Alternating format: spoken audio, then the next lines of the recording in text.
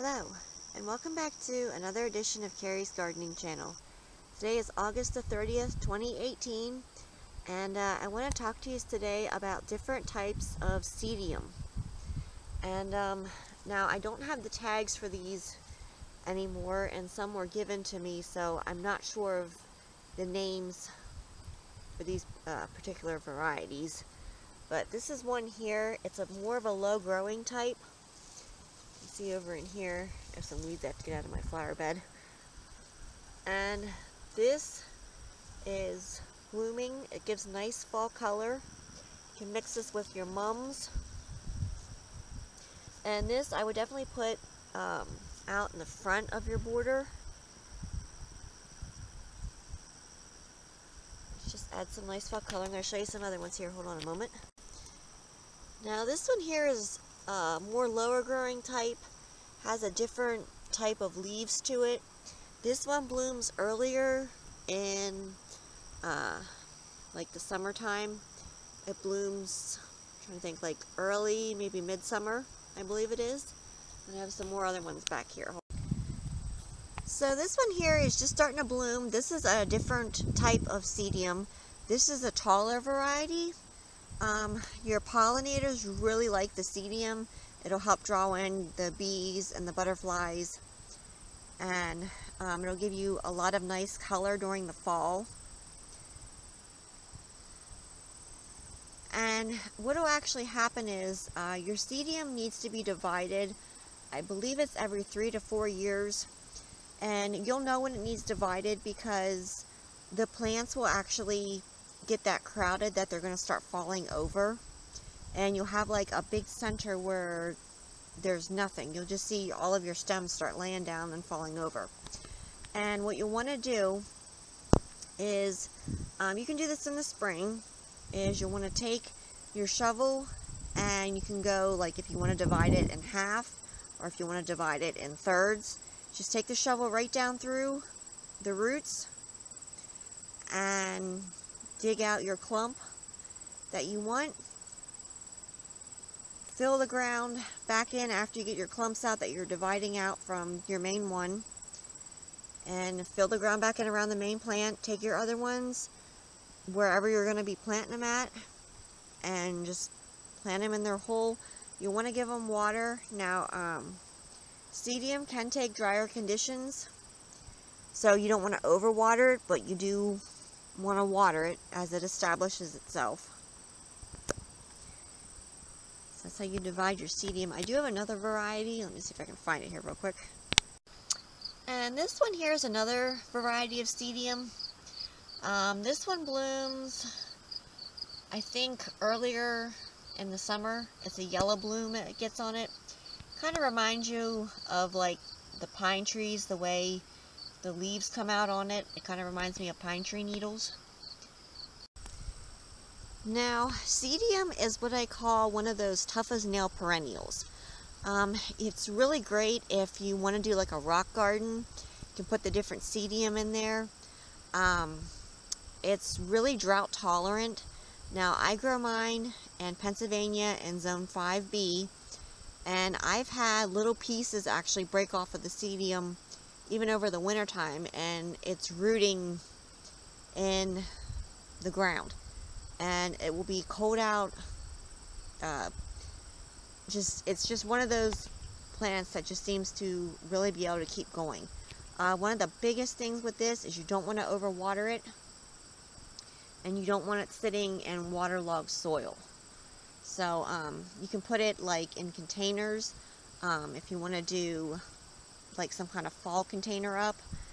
You can also do, because of the textures of all of the different variations of leaves that sedum can have and just the different textures to it, you could do like a succulent container sort of, and you can let that out over the winter time.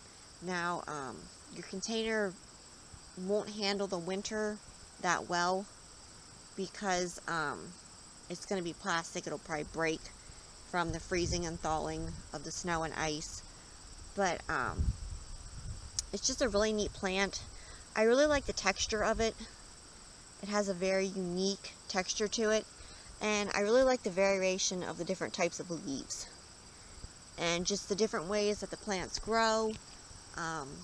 It's just really neat to add it to your landscape because it just gives you so much of a variation, and it helps break up the different textures of some of your other plants. So what this will actually do is when this is done blooming, and I'll show you what one that's done blooming looks like. Hold on a moment. When this is done blooming, the seed heads, it'll actually form seed heads on it. It will it'll give you color like throughout the winter time when it's done blooming.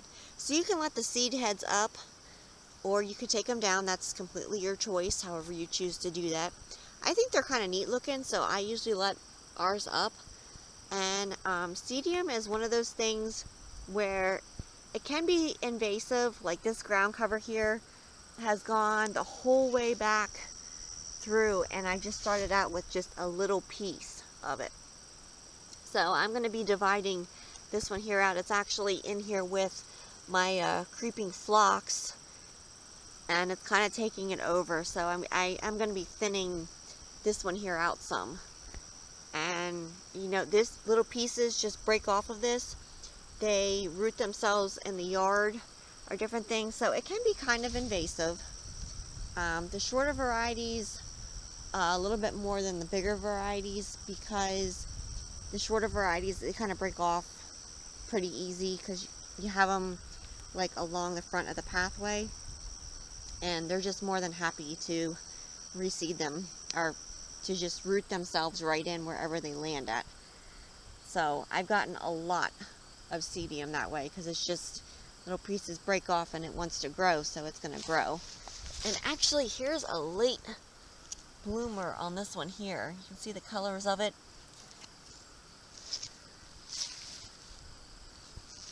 So if you have like a really difficult or challenging area for stuff to grow in, I would try sedum. I would try putting sedum in and just letting it grow, see what it does. As long as it's not waterlogged, should do very well for you. And this would also work well, like if you had an area that gets really hot, like beside your driveway or something, or like close to your house.